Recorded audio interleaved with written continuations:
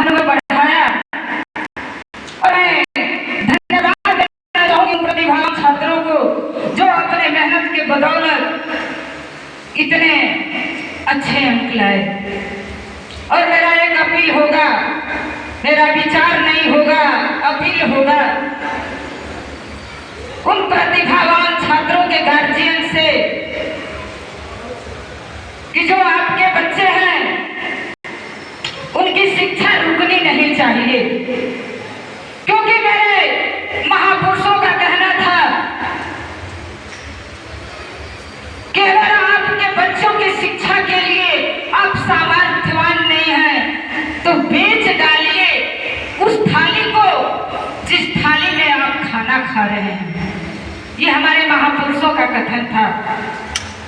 तो उनकी शिक्षा रुकनी नहीं चाहिए।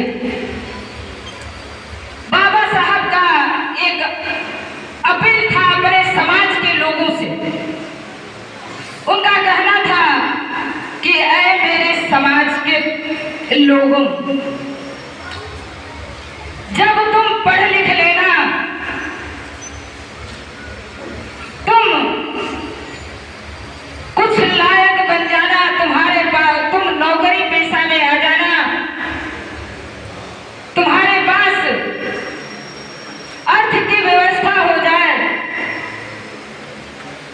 तो तुम पुनः उस समाज में जाना जिस समाज से उठकर तुम यहाँ पे आए हो। ये बाबा साहब का कहना था। चूंकि समय बहुत कम है, मैं थोड़ा सा कहना चाहूंगी। तो इसलिए मैं, चूंकि यह संगठन कर्मचारियों का संगठन है और मैं ऐसे गांव में देखी है कि प्रतिभावान छात्र भी पैसों के अभाव में, अर्थ के अभाव में उनका शिक्षा बाधित हो जाता है, उनकी शिक्षा पीछे रह जाती है। तो अगर संभव हो सके तो हमें उन प्रतिभावान छात्रों को, अपने गांव के छात्रों को देखना है, उन पे अपनी कमाई का कुछ हिस्सा उस बच्चों पे खर्च करके उन्हें आगे बढ़ने का हम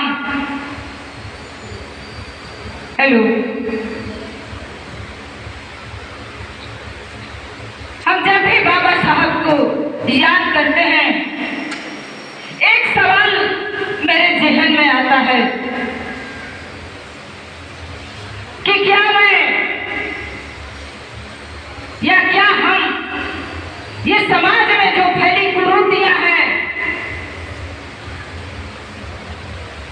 उनके प्रति हम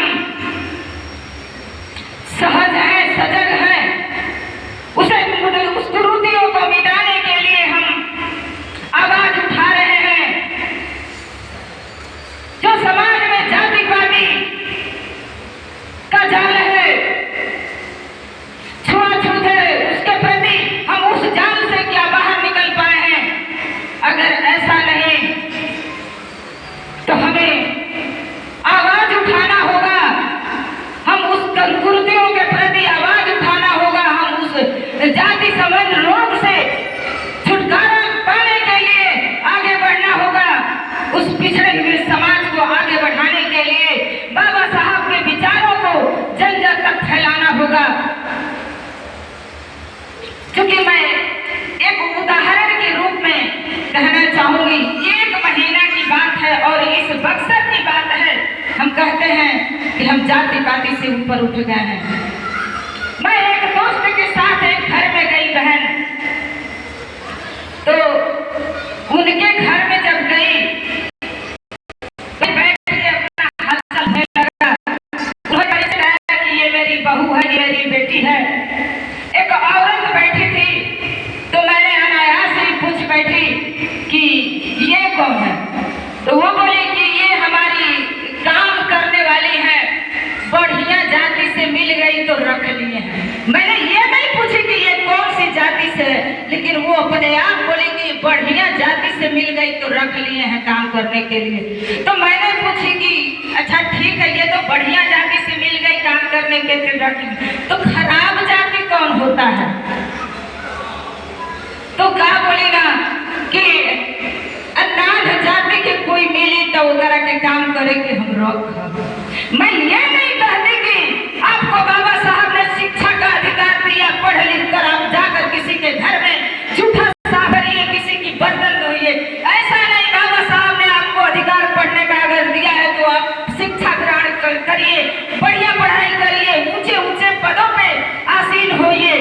लेकिन मैं उन लोगों की सोच की बात करती हूँ, इस जमाने की और आज की मैं बात करती हूँ कि समाज में बदलाव अभी कहाँ है, ये समाज की स्थिति कहाँ है, इस पर विचार करने की बात है। मैं इसलिए आप लोग को बताना चाहूंगी कि आज में समाज में हम दलितों की स्थिति ये है, तो इस पर विचार करना होगा, बदलाव करना होगा। क्योंकि जिस समाज के लोग अपना इतिहास नहीं जानते वो अपना इतिहास नहीं बना सकते।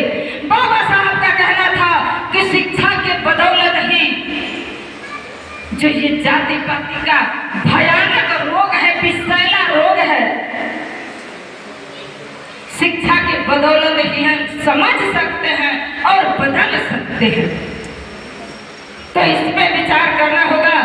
सामने चिट्ठी आ गई, बोलने तो अभी कुछ नहीं, अभी हमारे गीतियों बकिए, लेकिन अब चिट्ठी आ गया सर, शायद समय का अभाव है। अभी हमारे बहुत से साथी बुद्धिजीवी साथी बाकी हैं, फिर भी मैं कहना चाहूंगी बाबा साहब के सम्मान में कि भीम जैसा सूरज निकला न होता।